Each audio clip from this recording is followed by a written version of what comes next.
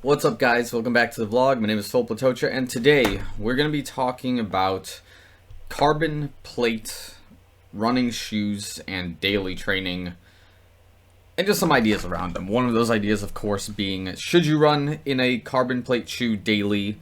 How often do you run in a carbon plate shoe?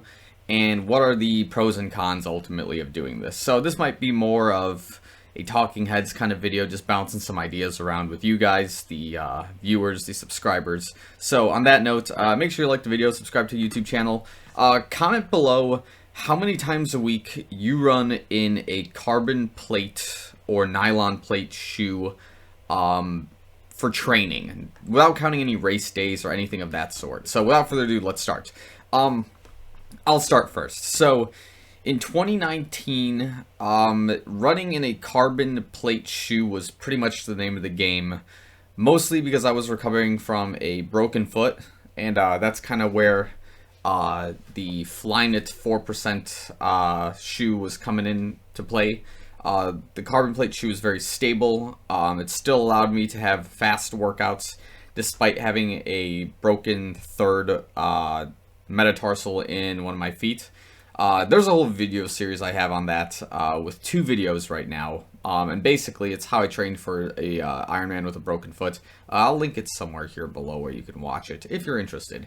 But basically, running in a carbon plate shoe allowed for some stability in that particular training, knowing that also the carbon plate shoe is supposed to be this fast shoe that has basically a carbon plate somewhere sandwiched between 1 to 2 pieces of foam, depending on what kind of shoe and what kind of brand. But I think the science of running has mostly had the plate in between 2 layers of foam. At least that's how Nike does it. That's how Brooks does it. I'm sure like Asics and like Saucony, they all do the same similar idea of the carbon plate being sandwiched between foam. So anyways, the point here, what I'm getting across is in 2019, for the majority of my running season, for all of my running seasons that matter, I was running in a carbon plate shoe 6 to 7 times a week. Basically, with the broken foot, after my broken foot, during Ironman training, during strictly running, strictly marathon training, I had a carbon plate shoe all the way across. I had 2 pairs of these that I was running in.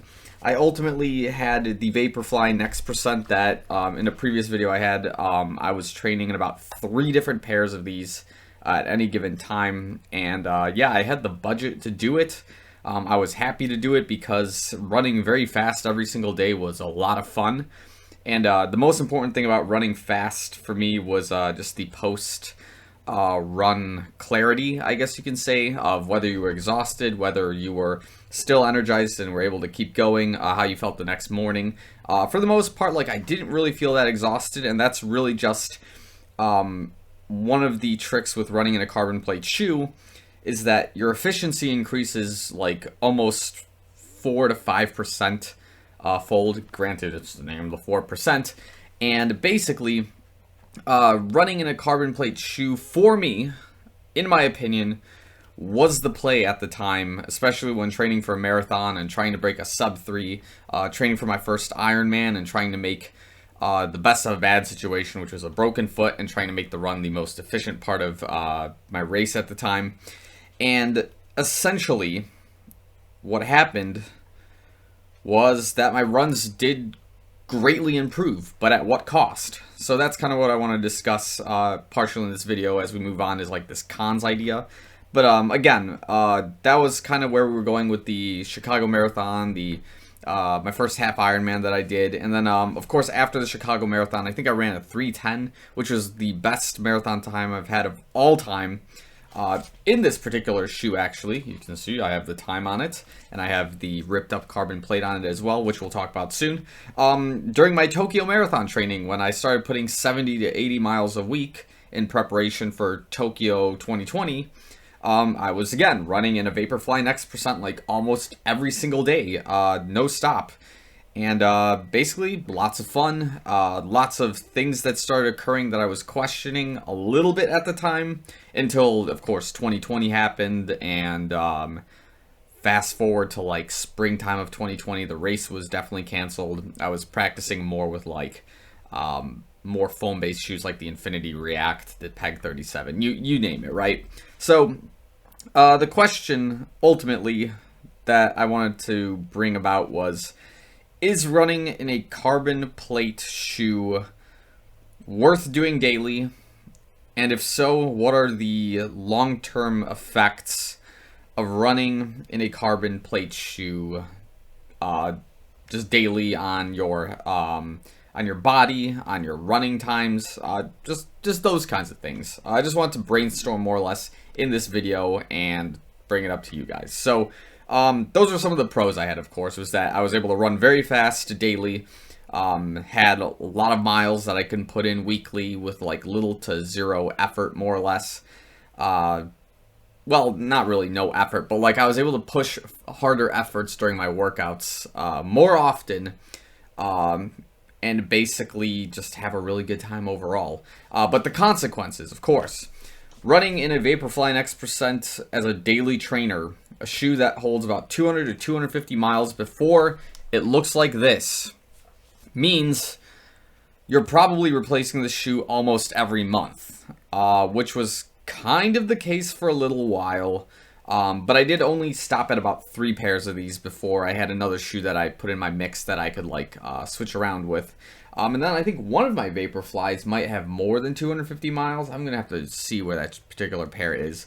But anyways, it's an expensive hobby to run in a carbon plate shoe daily, and ultimately what I started noticing a lot more while running in a carbon plate shoe was that my peroneal tendons on both of my feet, especially in the upper to mid region of my peroneal tendon, including my IT band in some places, started getting really sore. And I would say they were sore. I don't want to say it was developing tendonitis quite yet. I don't think it was an overuse thing, but you can argue it was overuse because 60 to 70 miles a week during Chicago Marathon training is a lot. But they were getting sore from basically getting beaten down by a carbon plate. Every time you had that kind of carbon plate impact and that launch and that activation of those muscle groups that you typically don't overuse or basically pound on a daily basis in this particular type of shoe. So basically, those are getting really sore. I was applying a lot more kinesio tape in those regions on my body during training, and even during my Chicago Marathon 2019 photos. Like you can see, I'm wearing kinesio tape basically by the end of the race. But I put on kinesio tape before the race because as I was even tapering, the tendons were getting sore, right? So basically, that was something interesting that I was thinking about more often while I was switching into more foam-based shoes during this training is the carbon plate ultimately playing some kind of effect on your muscles, your tendons that is different to a generic foam-based shoe. Now, of course, I think there is something different to be said about it, but again, is it a bad thing? Not 100% sure yet. Of course, the market has kind of changed a lot for running shoes that are carbon-based, that are more carbon plate-based, for example. So, in this particular instance, I think I saw with the Hyperion Elite 2, I brought up this interesting conspiracy on one of my other videos. Despite this being like Brooks's forerunner of racing shoes that they have that's carbon plate-based, the trick with it is that it's also marketed to run 200 to 400 miles, similar to an everyday trainer. Now, the linguistics of that, to me, oh, Jesus, the linguistics, in my opinion, sounds like Brooks is trying to sell a carbon plate runner as an everyday trainer. Now, is that the case? I don't know. That's just the way I read the marketing for it. Is it a race shoe? Totally. Can you use it as an everyday trainer? I believe it. It was a very comfortable shoe to run in my opinion, as I've been talking about. And it's funny that I'm saying this now after my 100-mile review on this. The shoe is so comfortable, I have blood in the toe box of this Hyperion Elite 2.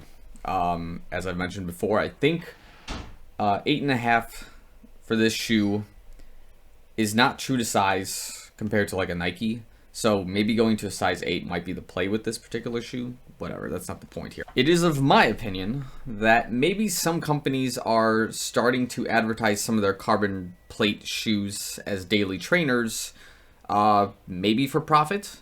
Maybe there is, in fact, a long-term benefit to running in a carbon plate shoe that ultimately makes your workouts more efficient, much faster.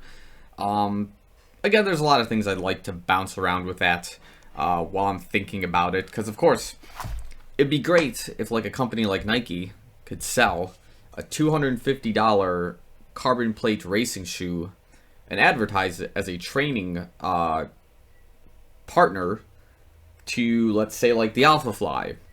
And the next thing you know, you're buying a $250 shoe every 90 days if you're putting like 50 to 40 miles a week, depending on how the average runner who invests in a pair of these runs per week in terms of mileage.